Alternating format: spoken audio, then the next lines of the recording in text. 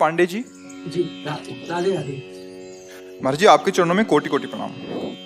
महाराज जी, गीता में कहा गया है कि कर्म करो और फल की इच्छा ना करो, परंतु बहुत प्रयास करने के बाद भी मन हमेशा फल हेतु प्रेरित करता है। देखो, अज्ञान की धरा में फला आसक्ति, सकामता, इसके बिना वो कुछ सोच ही नहीं सकता।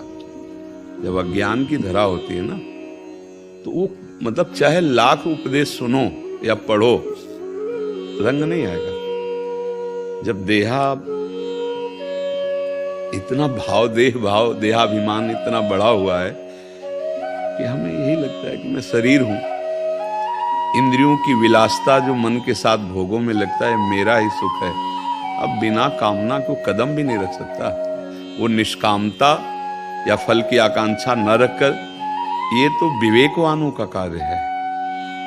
भगवान को कोई फल की थोड़ी जरूरत है, लेकिन जब अवतार लेते हैं तो अपने ही सिद्धांत के अनुसार चलते हैं, जो शास्त्र भगवान की वाणी है। वेदों की रचना किसी ने की, विभाग जरूर भगवान अवतार लेकर व्यास देव जी के रूप में किया।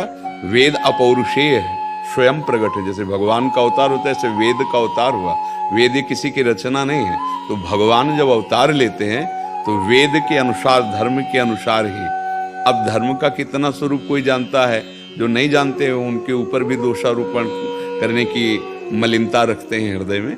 तो ये जो सकामता है, ये देहाभिमान के कारण है, देह भाव के कारण है। तो मूल जो हमारे को बंधन प्राप्त हुआ वो अहम ही है।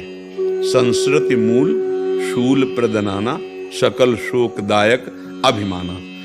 अब ये सत्संग के द्वारा दूर होता है।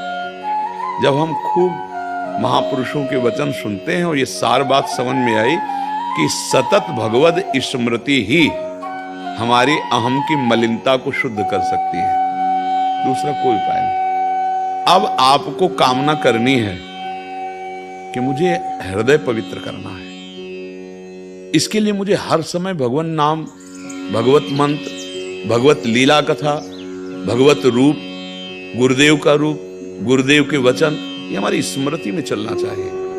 आप पहले चला के देखो, अगर इतने पे आ गए तो निष्कामता का राज्य हो जाएगा और सकामता को भस्म कर देगी। बिना भजन किए भैया, ये बातें हम लोग फर्राटेदार खूब कर सकते हैं, अध्यात्म की भी, पर बोध नहीं हो सकता।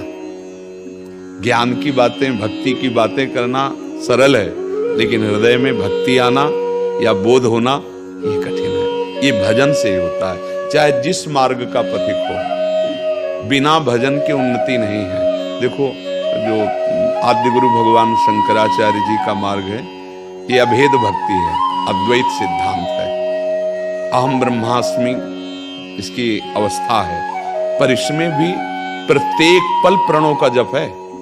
अगर प्रणव जप रहित हो, चिंतन रहित हो और जगत चिंतन हो रहा है, तो स्थिति नहीं आएगी। स्थिति भोगों में ही रहेगी, देह में ही रहेगी, तो फिर बात तो बनी नहीं ना। इतना बड़ा महिमा में सिद्धांत है अद्वैत सिद्धांत, जिसमें पूरी सृष्टि समा गई मैं में, अनंत ब्रह्मांड समा गए मैं में। इतना उपासना का विस्तृत स्वरूप है कि मैं में पूरी सृष्टि समा गई। जो ब्रह्म वो मैं, तो सर्वम खलमिदम ब्रह्म, वो आत्म स्वरूप का इतना विस्तार हुआ कि एक भी कण नहीं बकाया रह गया जो मैं में स्थित ना हो गया हो। वो भी ये स्थिति प्राप्त होती गुरु चरण सेवा से और गुरु उपदिष्ट मंत्र नाम से।